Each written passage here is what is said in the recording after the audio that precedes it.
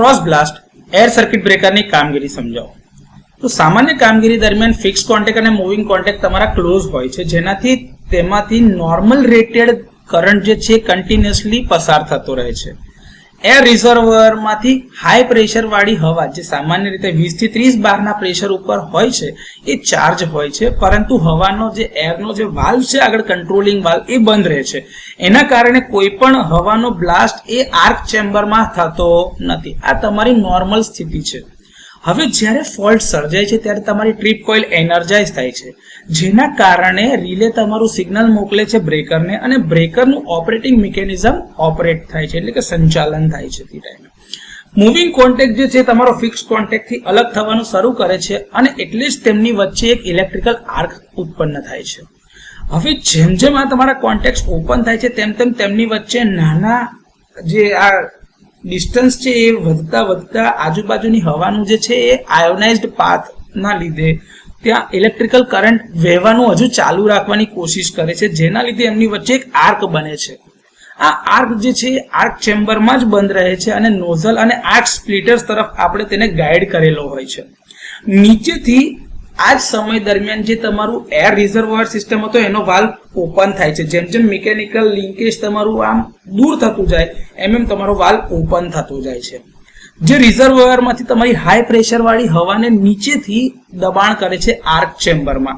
અને આર્ક ચેમ્બરમાં જેવું એ રિલીઝ થાય છે ત્યાં આગળ હવાનો એક બ્લાસ્ટ થાય છે, જે આર્ક પાથની ઉપર લંબ એટલે કે 90 ડિગ્રી કાટખૂણા ઉપર લાગે છે.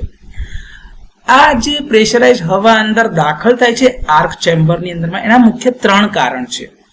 એક કે એ કયા કયા કાર્ય કરશે કે સૌથી પહેલા તો આર્ક જે તમારો સ્ટ્રાઇક થયો છે ફિક્સ કોન્ટેક્ટ અને મૂવિંગ કોન્ટેક્ટની વચ્ચે એને નાના ભાગમાં વિભાજિત કરે છે, એટલે જ ત્યાં આગળ બેફલ પ્લેટ્સ મૂકેલા છે અથવા તો આર્ક સ્પ્લિટર્સ મૂકેલા છે. બીજું જે છે કે જેના લીધે તમારો આર્ક જે છે નાના ભાગમાં વિભાજિત થતા આર્ક તમારો લાંબો થાય છે, એટલે કે તમારો આર્ક જે અલગ અલગ ભાગમાં વહેંચાય છે. અને ત્રીજું કે એની અંદરમાંથી જે આયનાઇઝ્ડ પાર્ટિકલ જે ચાર્જ પાર્ટિકલ હતા એને સંકોચી અથવા તો શોષી લઈને એને આર્ક પાથને કમ્પ્લીટલી ડીઆયનાઇઝ કરે છે, જેથી કરીને માધ્યમની ડાઇલેક્ટ્રિક સ્ટ્રેન્થમાં વધારો થાય અને ફરીથી જ્યારે તમારો ઓલ્ટરનેટિંગ કરંટ એના નેચરલ ઝીરો એટલે કે તમારો શૂન્ય આવર્તનમાં શૂન્ય પર પહોંચે છે સાયકલમાં, તે વખતે તમારો આર્ક નબળો પડી જાય છે અને આર્ક ફરીથી સ્ટ્રાઇક ના થાય, કારણ કે માધ્યમની ડાઇલેક્ટ્રિક સ્ટ્રેન્થ વધારે છે rate of rise of restriking voltage કરતા. આમ કરંટનું વહન સંપૂર્ણપણે બંધ થઈ જાય છે અને આર્ક તમારો ઓલવાઈ જાય છે.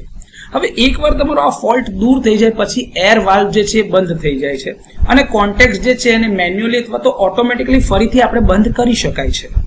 બ્રેકરને કોઈ પણ ક્વિન્ચિંગ મીડિયમ બદલ્યા વિના ફરીથી નવા ઓપરેશન માટે તૈયાર રાખી શકાય છે, કારણ કે આમાં આર્ક ક્વેન્ચ કરવા માટે ફક્ત પ્રેશરાઇઝ્ડ હવાનો જ ઉપયોગ કરેલો છે. તો આ રીતે cross blast air blast circuit બ્રેકરની કામગીરી સમજાવી છે.